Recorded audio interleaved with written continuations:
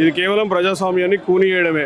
పట్టపగల నడి రోడ్డు మీద ప్రజాస్వామ్యాన్ని చంపేస్తుండే రేవంత్ రెడ్డికి తలా తోక లేదు. నిర్ణయాలు ఎట్లా పడితే అట్లా తీసుకుంటుండు. ఈరోజు ఈ రాష్ట్రంలో పరిపాలన అంటూ కుంటుపడింది. 6 హామీలు అడ్డమైనటువంటి అడ్డగోలు 6 హామీలను ప్రజలను ఎత్తిన పెట్టి ఇవాళ దాకా ఒక్క హామీ కూడా నెరవేర్చిన పాపన పోలేదు. బస్సు ఫేర్లేమో అడ్డదిడ్డంగా పెంచుతున్నాడు. ఒక దిక్కు 2,20,000 కోట్లు అప్పు చేసి 22 నెలల్లో ఈడబెట్టినట్టు నాకు అర్థమవుతలేదు. ఒక్క పని చేయలేదు, ఒక్క స్కీమ్ పెట్టలేదు, ఒక ప్రోగ్రామ్ చేయలేదు. మళ్ళా పేద ప్రజల మీద ఇలా నడ్డి విరిచేటట్టు వాళ్ళ మీద ఈ ఫేర్లు పెంచడం, బస్ ఫేర్లు పెంచడం ఎంతవరకు సమంజసం? ఇలా అప్పు తీసుకొచ్చిన పైసలు ఏడమైనాయి. ఒక్క నిమిషం అప్పులు తీసుకొచ్చిన పైసలు ఏడమైనాయి. నెలకి 10,000 కోట్ల అప్పు తీసుకొచ్చిండు. నిన్నయాక మొన్న చూసినాము 3,500 కోట్లతోని ఆ భూములు తెగనమ్మిండి, హైదరాబాద్ భూముల్ని.